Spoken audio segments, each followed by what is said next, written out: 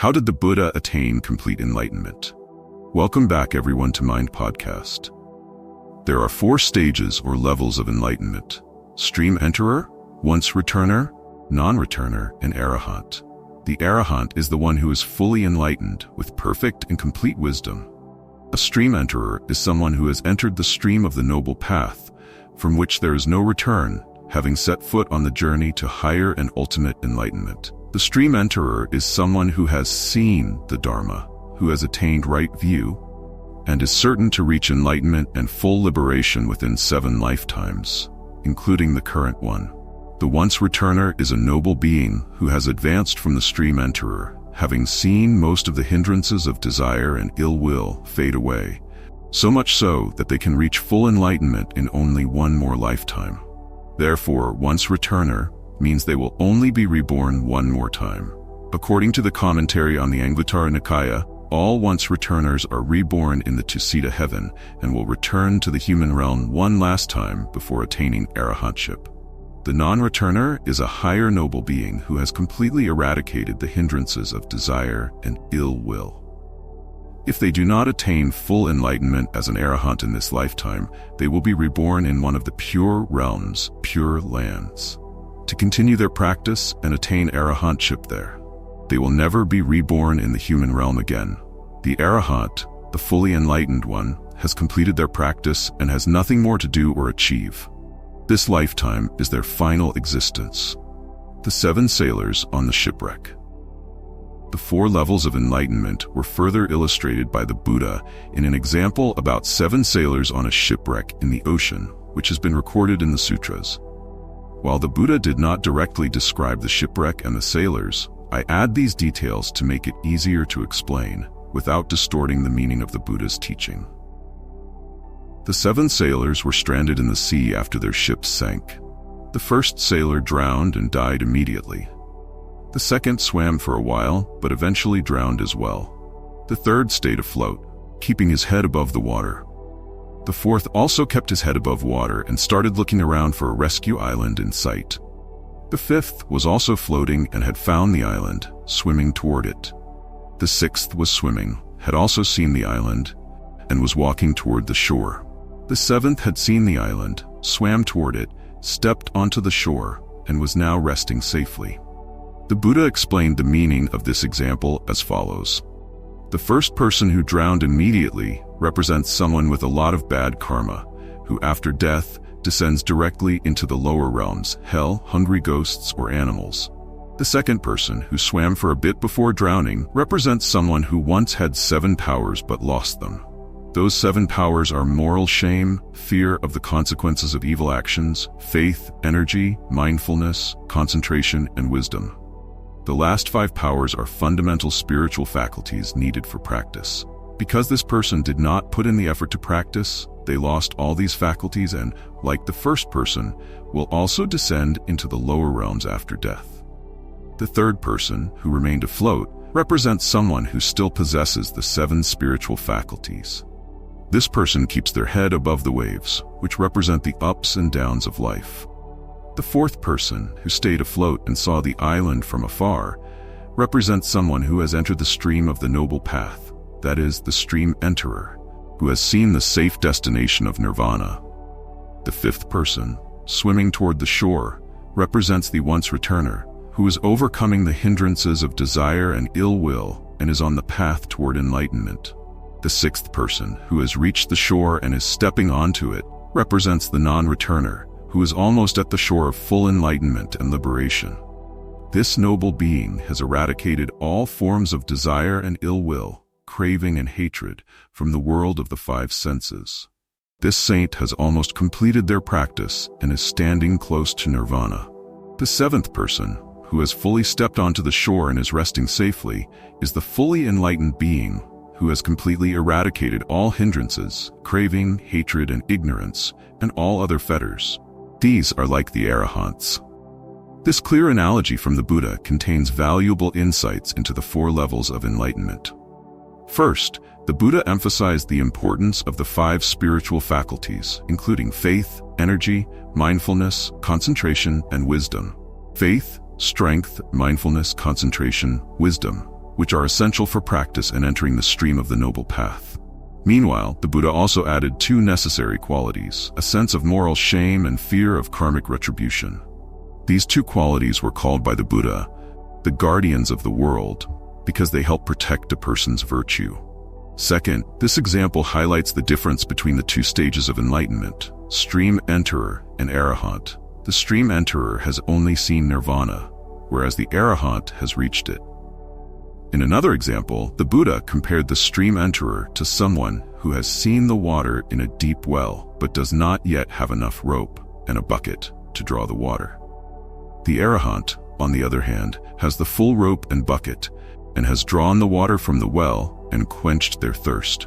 Third, the above example shows that the stream enterer must continue practicing through the stages of once-returner and non-returner to progress to full enlightenment. Delusion and the purification of thoughts. Of course, the path from stream enterer to the fruit of non-returner is also the Noble Eightfold Path. At this stage of the Noble Path, the Eightfold Path truly deserves its name as noble, holy, because it is pursued and practiced by noble beings to the very end. The first part, right view, has now been perfected. Once the foundation stone of the Noble Eightfold Path has been laid by the stream enterer, the rest of the path can lead to completion. From there, the primary goal of practice for the stream enterer is to perfect the second part of the Eightfold Path, which is right thought. Right thought means correct thinking, proper mental conduct, and right intention. Thoughts of sensual desire, ill will, and violence must now be completely eradicated. Effort, mindfulness, and concentration must be combined to purify the mind. It is only after entering the noble path, only after becoming a stream enterer, that one can gradually uproot the remaining residues of defilements and impurities of the mind that have always dominated and distorted thought throughout countless lifetimes. For this reason, only disciples who have attained the stream enterer stage are called Sekha, a learner, one in training, by the Buddha, meaning that only from this point does the practice truly occur in a proper manner and truly lead to enlightenment. To further explain what needs to be practiced and why, I will add here the Buddha's teachings on delusion. We can refer to it as delusion, misconception, error, false belief, or illusion. Here, the process of perception consists of 3 parts: views, perception, and thoughts. The Buddha observed how views guide perceptions, perceptions guide thoughts, and thoughts guide views again. Thus, incorrect views, wrong view, will distort perception to align with those views. Perceptions are the building blocks of thoughts. Therefore, from incorrect perceptions, people build incorrect thoughts. Then those thoughts are used to adjust a person's views. As a result, these incorrect thoughts continue to reinforce the original incorrect view. And so, this cycle of wrong views leading to wrong perceptions and then wrong thoughts continues seemingly endlessly. The unfortunate and unseen part of this phenomenon is that few people are aware of this truth unfolding in their minds. Crude perceptions are the initial raw evidence provided by the senses, and they assume those perceptions are always accurate. This wonderfully explains why everyone thinks they are right. For example, when one hates someone, a wrong view, their perception of that person and their thoughts about that person are also formed based on that hatred. In the end, those thoughts only further reinforce that view. Hatred. The clearest example is of people who, after divorcing, often carry hatred and their view of their former spouse as evil. From there, their perceptions and thoughts about that person are also very negative, even going so far as to refer to that person with very harsh and false terms, as you may have heard. Another example. There are people who, due to their religious beliefs, often claim that in their sleep, or at some point, they have encountered their God. This might also be due to their worldview about religion, influencing their perceptions and thoughts. I've read and heard many Buddhists in China and Hong Kong recount that they have encountered manifestations of the Bodhisattva Avalokiteshvara, Guanyin. Similarly, some Christians might claim that they have met Jesus Christ or the Virgin Mary. All of this could be explained by their religious worldview. Naturally, it is rare for a Buddhist to dream of someone they believe to be Jesus. And likewise, it is uncommon for followers of another religion to claim they dreamt of a deity and assumed it was the Buddha. Worldviews shape perceptions and thoughts accordingly. The 4 aspects of ignorance. The Buddha was particularly concerned with the distortion in perception, delusion, misconception, that creates ignorance about a self, about pleasure, about permanence, and about beauty. For instance, when a person is still attached to the belief that there is a self, a soul, residing inside, this wrong view bends perception to affirm that there is a real self. As a result, we always think of things in terms of self, mine, and myself, which only reinforces this wrong view of self-attachment. Everyone learns the Buddha's teachings on non-self, but sadly, even these teachings spoken by the Buddha himself do not easily shake the deeply ingrained wrong views that have resided in the human mind for countless ages. It requires a revolutionary change in perception to establish a new way of understanding, and this can only be achieved through the deep states of meditation, jhana. Only through deep meditation can practitioners truly see correctly and perceive correctly the truth of non-self as it actually is. In summary, the Buddha taught that ignorance consists of the following 4 aspects. A. Perceiving non-self as a self. B. Perceiving the impermanent as permanent. C. Perceiving suffering as pleasure. D. Perceiving the ugly or impure as beautiful. Each of these erroneous perceptions manifests in varying degrees of awareness, views, perceptions, and thoughts. This is the problem of humanity. These 4 layers of ignorance can be broken at the level of views, right at the point of clinging to wrong views. Practitioners can use the deep meditative state of jhana to overcome all 5 hindrances and generate a kind of unbiased, undistorted perception. At that point, they will see phenomena as they truly are. Thus, right view is established upon entering the stream. The stream enterer is someone who no longer holds the 4 wrong views of A. Taking non-self to be self, taking the impermanent to be permanent, C. Taking suffering to be pleasure, D. Taking the impure or ugly to be beautiful. However, this does not mean that the stream enterer no longer has thoughts of desire or anger. At this level, they still have some amount of desire and anger. When the stream enterer's views have been purified into right view, it does not mean that their perception and thinking are immediately pure and entirely correct. For the learners, Seika, sometimes their perceptions and thoughts are positively influenced by the right view realized when entering the stream, but at other times their perceptions and thoughts are still affected by lingering wrong views, previously held wrong views, which are deeply rooted tendencies and habits that have been ingrained for a long time. It takes time to unravel these habitual tendencies and heavy shackles, at the latest within 7 lifetimes from entering the stream. It is not uncommon for stream enterers to recognize lustful thoughts when they arise and immediately regard them as distractions. Loss of mindfulness. In other words, they understand that at those moments, their mind is temporarily disconnected from right view and has fallen back into the deeply ingrained habitual tendencies of their previous lives. The entire process of purifying perception and thoughts of lust and anger is the path of the stream enterer progressing to the fruit of non-returner. Technically, this means maintaining the Dharma that was realized upon entering the stream and keeping the Dharma always present through continuous, uninterrupted mindfulness. Continuous, unbroken mindfulness can only be well maintained through the deep meditative state of jhana and diligent effort, combined with the support of moral virtue. This is the formula: effort, morality, concentration, wisdom. This is akin to the act of swimming to the shore, as described in the example of the 7 shipwrecked sailors.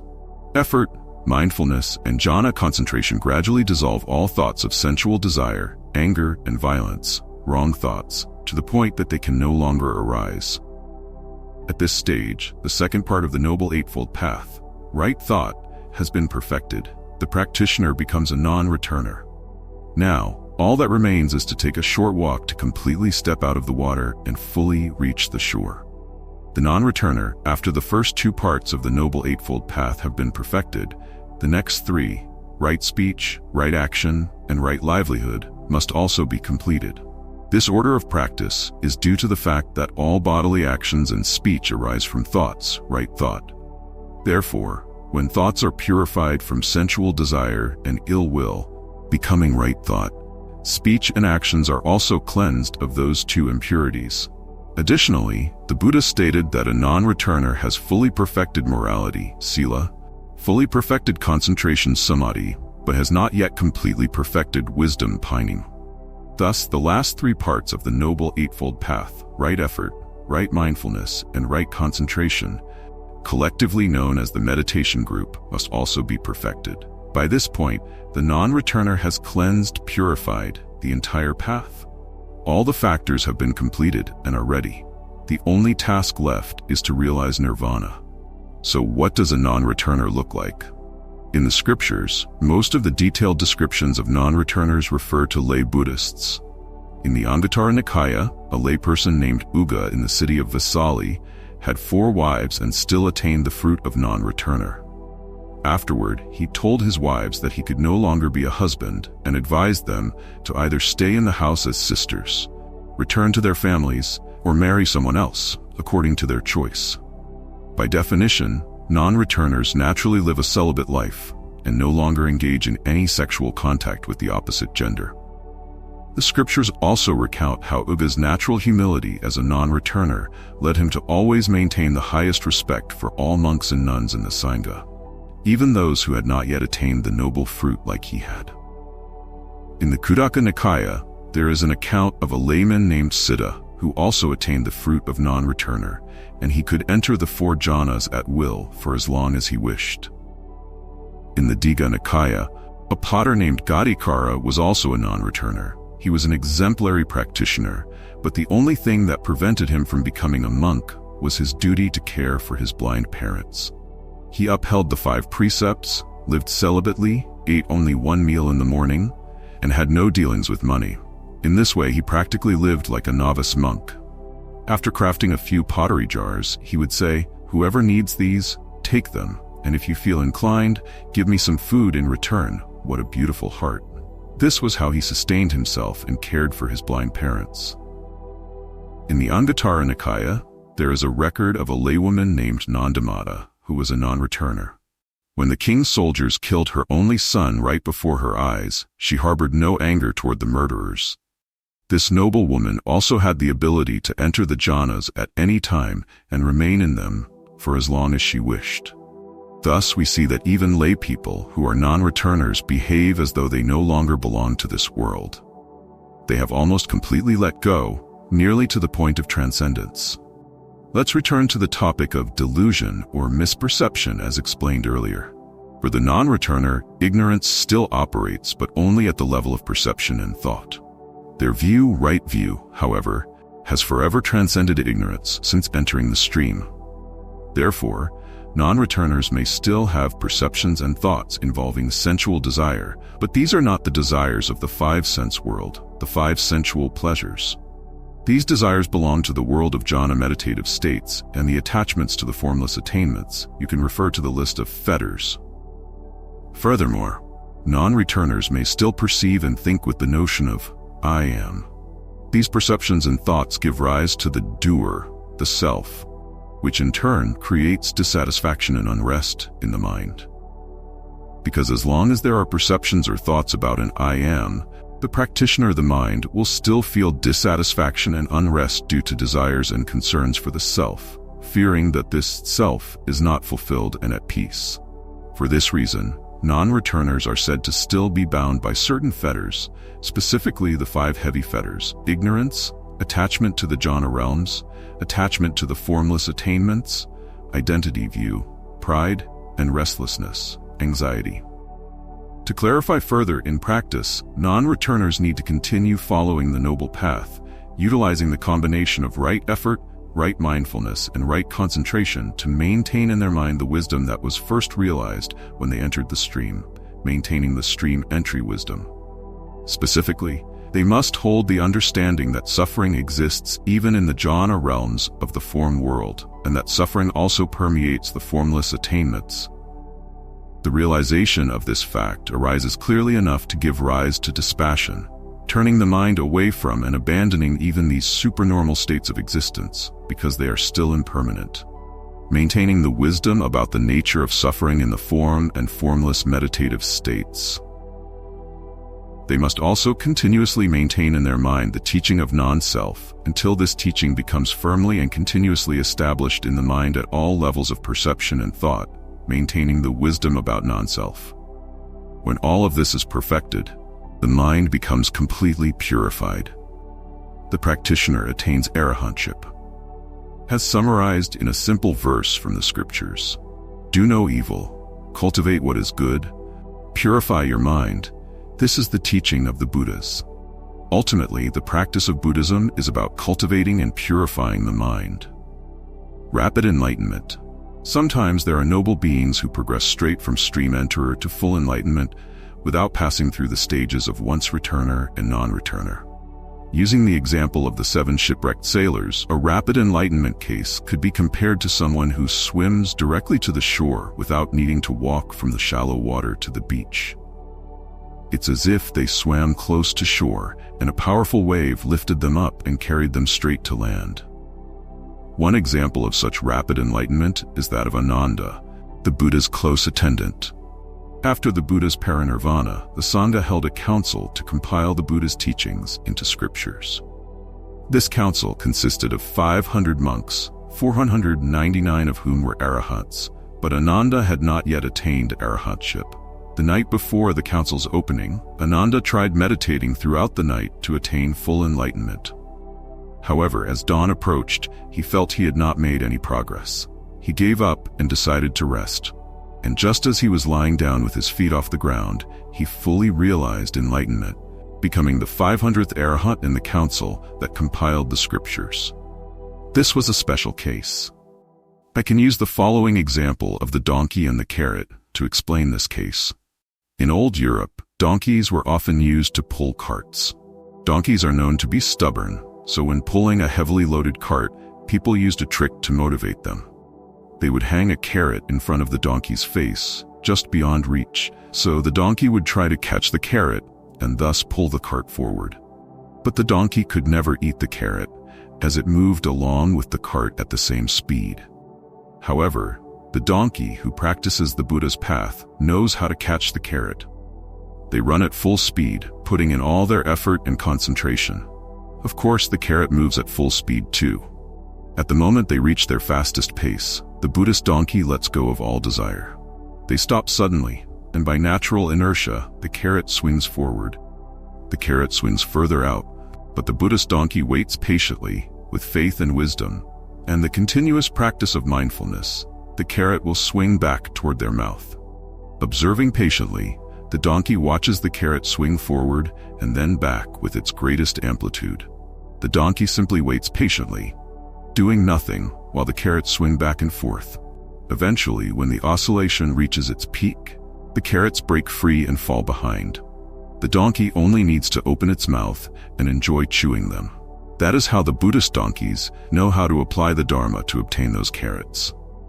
In the story of Venerable Ananda, he spent the whole night striving to grasp the carrot of nirvana through continuous meditation.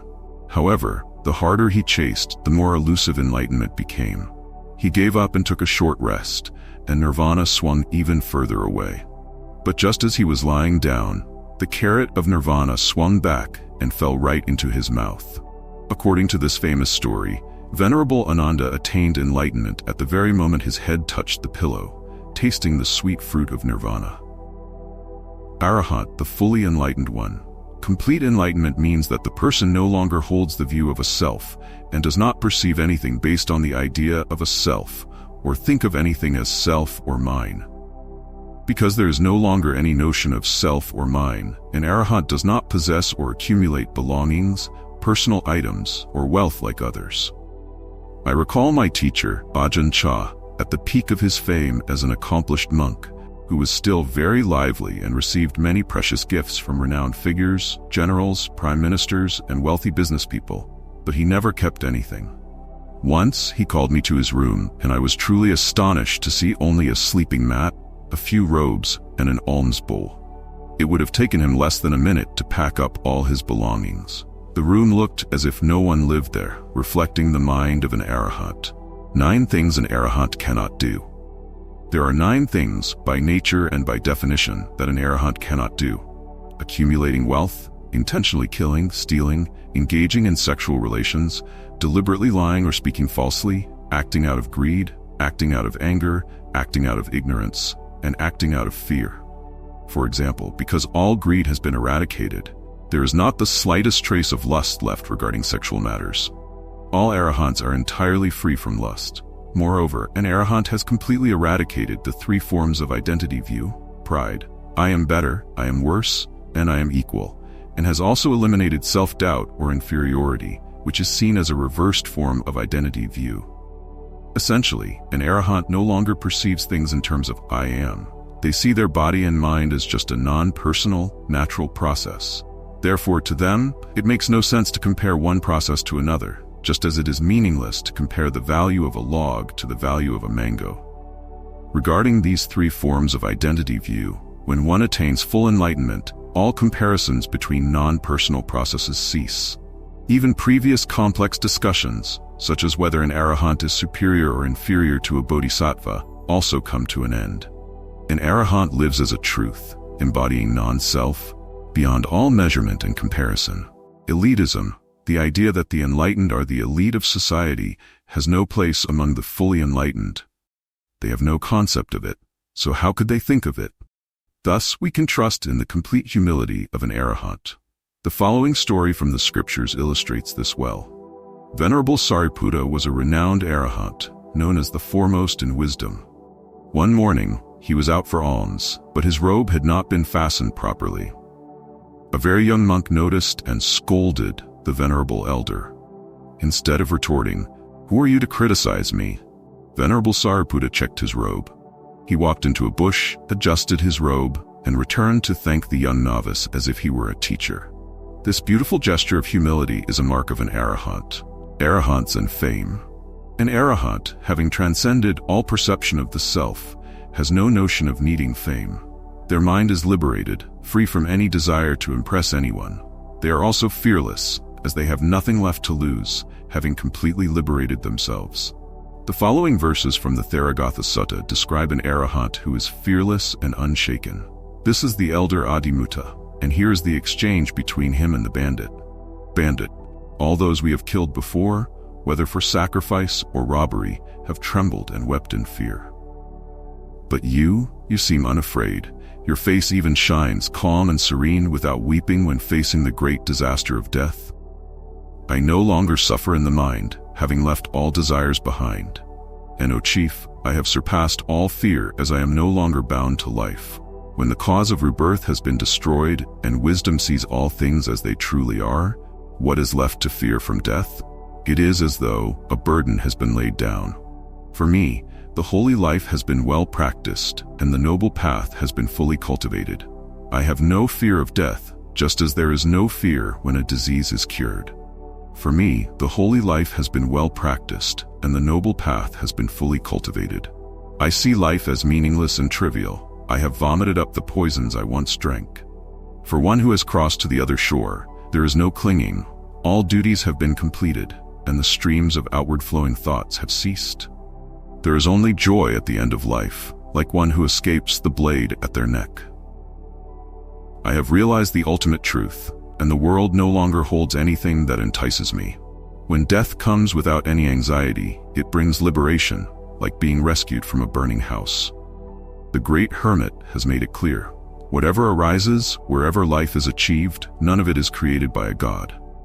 Whoever understands this truth as the Buddha taught, does not cling to life, just like a wise person does not pick up a burning iron ball. For me, there are no thoughts of I have been or I will be. So when mental activities cease, what is there to lament? It is merely the arising of phenomena, just the existence of conditioned processes due to causes. When I have seen them as they truly are, what is there left to fear, O chief? When a person with wisdom looks at the world, it is like someone looking at a pile of dry grass. They see nothing as belonging to them. There is no sorrow, for nothing is mine. I have grown tired of this body. I have become disillusioned with it. Rebirth is no more. This body will dissolve and there will be no new body. Do what you wish, kill me if you like, but whether I am alive or dead, I will neither hate nor care. After hearing these strange, hair-raising words, the bandits put down their swords and said, "Venerable Sir, how have you achieved this, and who is your teacher, whose teachings have guided you to liberation from all sorrow?" Arahant Adimutta, the all-knowing and all-wise one, the conqueror and the victor, the great compassionate one, is my teacher. He is my master and the healer of the world. He taught this incomparable Dharma, which leads to cessation, nirvana. Whoever follows his teachings will be freed from all sorrow. After hearing these words, skillfully spoken by the monk, the bandits laid down their swords and weapons. Some abandoned killing and robbery, while others renounced worldly life and became monks. These people followed the Buddha's Dharma, developing the factors of enlightenment, the faculties, wisdom, and higher states of mind with joyful hearts. When the faculties were fully perfected, they reached the state of the deathless, nirvana. What motivates the creation of an Arahant? People often describe the state of complete enlightenment by listing what an Arahant cannot do, but it is equally important to explain the types of behaviors an Arahant typically displays. At their core, the behaviors of Arahants are expressions of boundless loving-kindness, compassion, sympathetic joy, and equanimity. Metta, karuna, mudita, upekkha. These are the four sublime abodes of the mind, also called the four Brahma Viharas, which continually inspire and manifest in every action of an Arahant, whether they are teaching, serving others, eating, sleeping, or performing any task they are asked to do. As for me, I can say that I was incredibly fortunate to live and practice in Thailand from 1974 to 1983, during which time I met Arahants. I recall one Arahant who was very famous for his supernatural abilities. Psychic powers often accompany the fully enlightened ones, but not always. Specifically, that particular Arahant was believed to have the ability to read others' minds. Reflecting on this, I felt a bit hesitant, even fearful, when meeting an Arahant like that. After all, the mind of a young practitioner like myself at that time was not exactly something worth an Arahant's insight, especially in front of others. But when I actually met this being, who could hardly still be called a sentient being, all my fears disappeared. I felt calm, peaceful, and welcomed, even though I was still an ordinary, flawed person. This is because Arahants never look down on others. Their three types of pride, superiority, inferiority, and equality, have been eradicated, and it is incredibly pleasant to be near them. Everything they radiate is compassion and wisdom. Meeting a true Arahant is one of the most uplifting and pleasant experiences for anyone.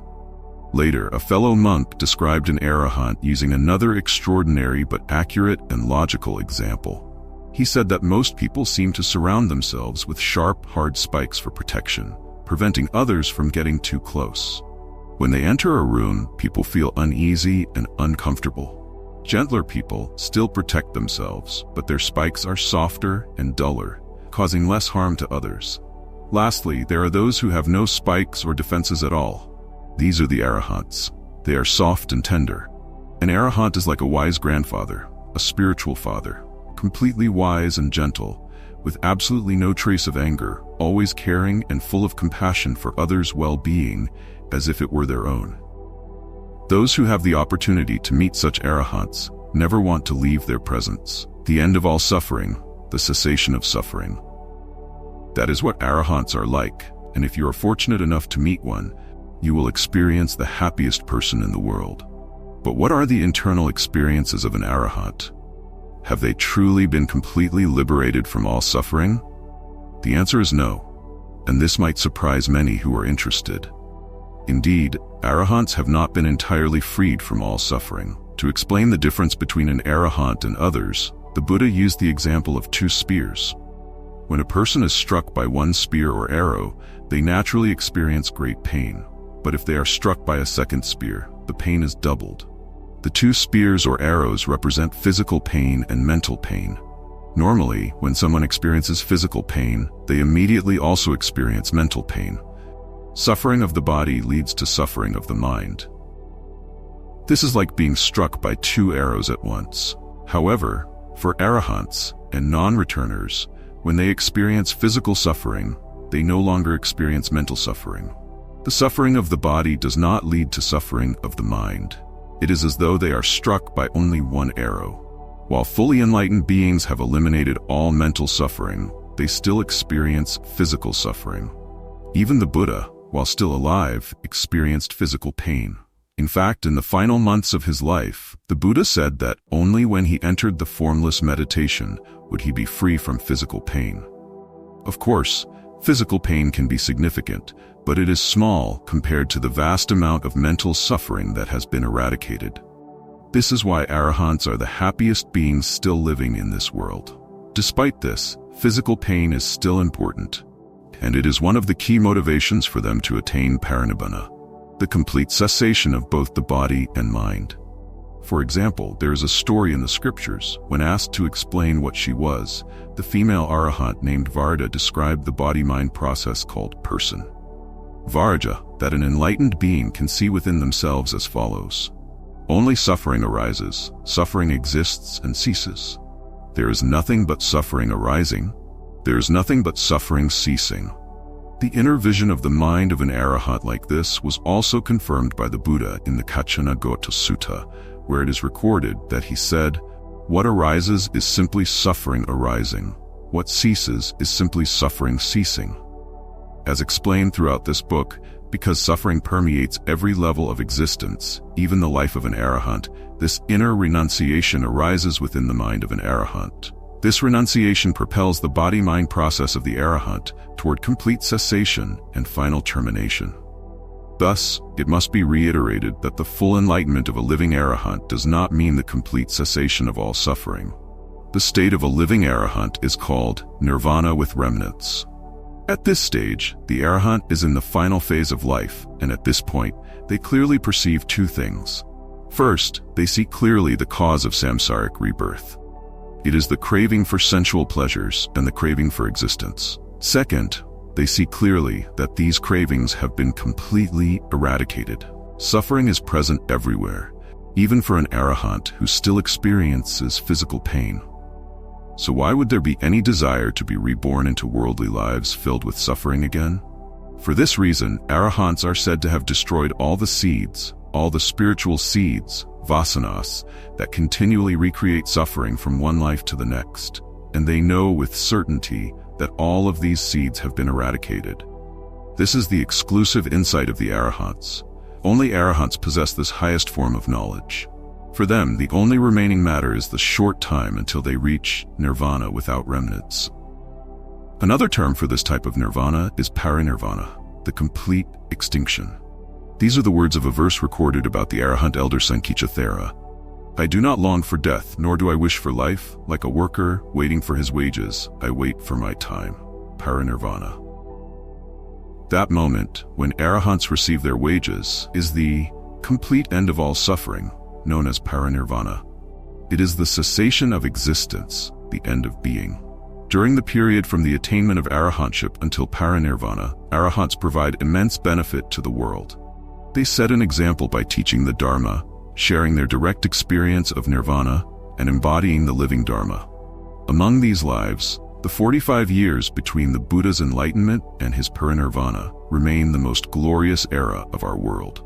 Those years with the Buddha continue to echo through lands far from the fertile Ganges plain, and their radiance still shines in our present time. 26 centuries later, like a supernova illuminating the heavens across millennia. It has been a long time since our Buddha set the wheel of truth in motion. Throughout centuries of rise and fall, it has been the Arahants who have continuously maintained the movement of the Dharma wheel. Just as the Buddha was the first Arahant, all Arahants simply point the way. And it is up to those who listen to walk that path themselves. The Buddha's path continues to be taught, and many people are still walking it today. There is nothing left. The Buddha and the Arahants have completed their teachings and aided all sentient beings in this world. Afterward, all Buddhas and Arahants attained parinirvana permanently. The process of suffering arising and suffering ceasing has come to a complete stop, total cessation. What happens next after parinirvana? Immediately after the moment of complete cessation, all-knowing awareness, consciousness, and mind, vijnana, citta, and mano, and all that is known, body, mind, name, form, namarupa, have completely ceased. For them, all expressions and words also come to an end. There is nothing left to say. It even has no meaning to speak of nothing. because nothing is no longer a noun or a label for any entity. How can you know if someone is enlightened? This is a frequently asked question. The answer is, no one can be sure. Only the Buddhas have this ability because it is the sixth of the 10 powers of a Buddha. During the Buddha's time, only the Buddha could confirm someone's enlightenment. Even a great Arahant like Venerable Sariputta had to ask the Buddha to clarify this issue. However, while we cannot be certain about someone's enlightenment, we can be sure of who is not enlightened. The 4 stages of enlightenment are clearly defined by specific qualities, and if any of these qualities are absent in a person, that person has not attained that level of enlightenment. Basic signs of enlightenment. For a stream enterer, Sotapanna, the basic signs begin with the 4 qualities of a stream enterer. These are unwavering faith in the Buddha's enlightenment, unwavering faith in the superiority of the Buddha's teachings, Dhamma, unwavering faith in the worthiness of respect and offerings of the noble beings in the Sangha, and noble virtue as a crucial quality of the noble ones. The Kausambhya Sutta also provides more details on virtuous behavior, noting, if a stream enterer breaks any precepts, they naturally report this to their teacher or fellow practitioner and make an effort to restrain themselves from repeating the offense. Additionally, many suttas clearly describe and define the characteristics of a stream enterer. A stream enterer has eradicated the view of a personal self, meaning they no longer identify any of the 5 aggregates, form, feeling, perception, mental formations, and consciousness as I, mine, contained within the self, or contained by the self. The wrong view of self, personality view, gives rise to 62 types of wrong views that the Buddha outlined in the Brahmajala Sutta. Therefore, a stream enterer cannot hold any such wrong views anymore. Because of these qualities, the stream enterer is called one who has perfected right view. All stream enterers must realize 2 key insights. There is rebirth and the law of karma.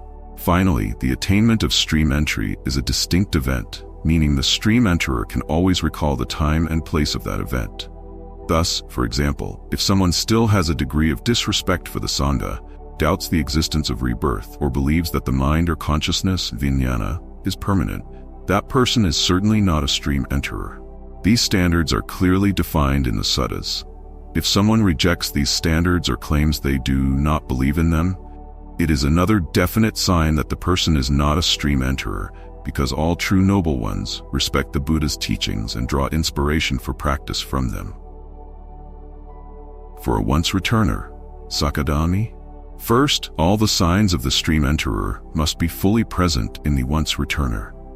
Additionally, there is a significant reduction in sensual desire and ill will, craving and anger. This stage is difficult to define in terms of the exact amount of reduction, which is why there is little additional discussion about the once returner in this chapter. For instance, in the Anguttara Nikaya, there is a story of 2 brothers, Purana and Isiddhata, both confirmed by the Buddha to have attained once returnership. However, Purana lived a celibate life, while Isiddhata still engaged in sexual activities. It is difficult to precisely define the reduction of sensual desire in these cases. Again, only the Buddha could determine which stage of enlightenment someone had attained. For a non-returner, Anagami, the signs are more clear-cut. As with the once returner, all the qualities of a stream enterer must be fully present in the non-returner. In addition, the 2 fetters of sensual desire and ill will have been completely eradicated. Craving and anger have ended. Therefore, a non-returner absolutely no longer engages in sexual thoughts or actions, and any hint of sexual desire in the mind is gone. If someone still shows any signs of sexual behavior or tendencies, that person is certainly not a non-returner. In the Buddha's time, only the Buddha could confirm the enlightenment of others. Even great Arahants like Venerable Sariputta would ask the Buddha for clarification on such matters. However, while we cannot definitively know if someone has attained enlightenment, we can certainly know if someone has not attained a particular stage of enlightenment. Each of the 4 stages of enlightenment has distinct qualities, and if any of these qualities are absent in a person, they have not attained that stage, recognizing non-enlightenment. For a non-returner, Anagami, If anyone still harbors even a trace of anger, irritation, discontent, or ill will, that person is not a non-returner. For an Arahant, the signs are even more evident. First, all the qualities of a stream enterer and a non-returner must be fully present in an Arahant. Additionally, there are distinct qualities unique to an Arahant, such as the 9 things an Arahant cannot do, like accumulating wealth or intentionally killing. Furthermore, Arahants possess a natural humility because they have eradicated all 3 types of pride. Another unique quality only found in Arahants is fearlessness in the face of death. Arahants no longer fear death. Therefore, if you encounter a great monk who still holds on to personal wealth, exhibits pride, or fears death, you can be certain that they are not fully enlightened. In summary, these are the ways you can determine if someone has not yet attained a particular stage of enlightenment. However, some subtle defilements or wrong views may be so faint and refined that we may not easily recognize them, meaning they have not been entirely eradicated. Sometimes, these defilements are temporarily suppressed by meditation or willpower. For example, if we could observe the mind of a practitioner just after they emerge from deep meditation, their mind might appear bright and untainted, like that of a true Arahant, making it difficult to distinguish. And you could be mistaken. For this reason, let me reiterate, only a Buddha can truly know if someone else has attained enlightenment. The rest of us, including ourselves, can only know if someone has not attained a stage of enlightenment based on the criteria we have learned from the Buddhist scriptures. The story of 2 young boys in a temple. This true story took place about 2 decades ago in a meditation center. 2 young boys, with little formal education, approached a meditation master and requested guidance in meditation. After receiving instruction for a few days, the 2 boys returned to report their meditation progress to the master, and what they said left the master astounded. Witnesses later recounted that the atmosphere in the temple was electric. These 2 boys, with seemingly extraordinary spiritual potential, had come to the meditation center of the Thai forest tradition, and they appeared to be nearing their enlightenment. Because of the impressive results of their meditation, the master became extremely excited and declared that the 2 young meditators had fully attained enlightenment. The other monks were equally overjoyed to see that 2 new Arahants had appeared in the world. According to Theravada tradition, it is customary that lay people who attain full enlightenment should be ordained into the Sangha, as they could pass away at any moment. Therefore, the senior monk ordained the 2 young meditators that very day. Shortly afterward, one of the young Arahants fell slightly ill and was taken to a doctor. The doctor recommended surgery. Not knowing that anesthesia would be used to prevent pain during the operation, the young Arahant became extremely frightened. As we know, a true Arahant has no fear, especially no fear of death. It became clear that this boy was not an Arahant, and when further inquiries were made, it was revealed that the other boy was not an Arahant either. Neither of them had attained complete enlightenment. If even a famous, accomplished teacher could be completely mistaken, it is easy for others to be similarly confused. Some people mistakenly believe that someone with great psychic powers must have also attained a high level of enlightenment, but this is not true. For example, the Buddha's cousin Devadatta had extraordinary psychic abilities due to meditation, but he wasn't even a stream enterer. He later lost all his powers and attempted to kill the Buddha. Psychic powers are not reliable indicators of enlightenment. Having psychic powers does not mean one is enlightened.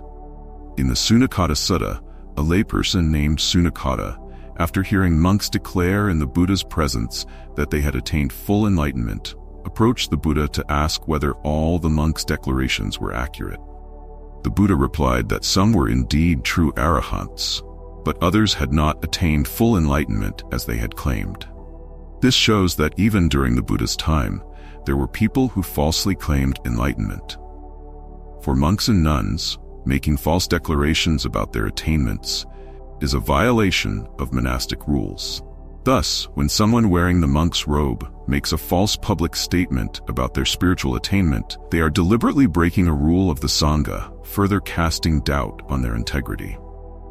When establishing the monastic code, The Buddha recognized that people tend to overestimate their own attainments.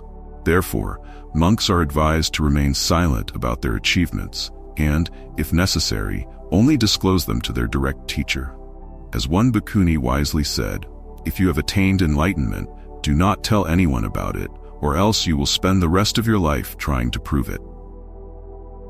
When practitioners reflect on their spiritual attainments, they should be clear about the signs and standards of each stage of enlightenment. It is essential not to overestimate oneself.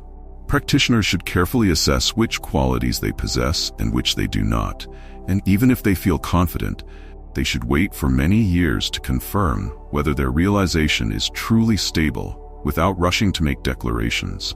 Future experiences will naturally verify the maturity of their attainment. Continuous practice and experience are crucial, as illustrated by the following real-life example. The story of the monk who wasn't afraid of tigers. In 1980, at Putork Monastery, part of the Thai forest tradition Lum Thin, a monk named Tan Ajahn Juan shared this story with me. One afternoon, a monk ventured into a deep forest near a village. As per custom, the villagers expected that the monk would return to the village the next day for alms. So they prepared food offerings in keeping with the beautiful tradition of dana, offering. Monks often wandered into secluded areas to meditate in peace and spend the night. The villagers warned the monk about a fierce tiger in the forest that had killed many buffaloes and even a few villagers. The monk replied, "I am no longer afraid of death." It was likely that the monk believed he had fully realized enlightenment, like an Arahant. The villagers were skeptical. "Show me where the tiger is." "I will meditate there tonight," the monk insisted. The villagers led him deep into the jungle, where tiger tracks were often found. The monk set up his mosquito net and told the villagers to return to the village. Impressed, the villagers left him there. Late at night, the ferocious tiger indeed appeared. The strange sounds gradually became more distinct, followed by the clear sound of the tiger's footsteps. Imagine the scene. The monk, sitting in meditation, likely practicing mindfulness of the breath, following the tradition of forest monks in northeastern Thailand, possibly focusing on Buddha with each inhalation and exhalation. But as the tiger approached, the monk likely panicked and began mentally chanting "ferocious tiger" instead of Buddha. The story goes that the monk fled in terror, shouting "ferocious tiger" all the way back to the village, waking the villagers with his cries of "ferocious tiger, ferocious tiger." According to monastic rules, monks and nuns are never supposed to run. Their robes are gently fastened and not secured with buttons like regular clothing, so running could cause their robes to fall off. However, it is said that this monk ran at full speed to escape, losing his robes and headgear along the way, arriving in the village wearing nothing but his bare body and head. The villagers never forgot the story of the monk who was not afraid of tigers. This example highlights that, despite the monk's earlier confidence, his behavior revealed he had not yet attained full enlightenment. If even experienced monks can misjudge their spiritual progress, it is easy for others to be similarly mistaken. Some people also mistakenly believe that those with great psychic abilities have attained high levels of enlightenment. But this is not necessarily true. For instance, the Buddha's cousin Devadatta possessed extraordinary psychic powers due to meditation, but he had not even reached the stage of stream enterer. He eventually lost all his powers and even attempted to kill the Buddha. Psychic powers are not reliable indicators of enlightenment. Just because someone has psychic powers does not mean they are enlightened. In the Sunakata Sutta, a layman named Sunakata, after hearing monks declare their full enlightenment in the Buddha's presence, approached the Buddha to ask whether their claims were true. The Buddha replied that while some had indeed attained arahantship, others had not attained the full enlightenment they claimed.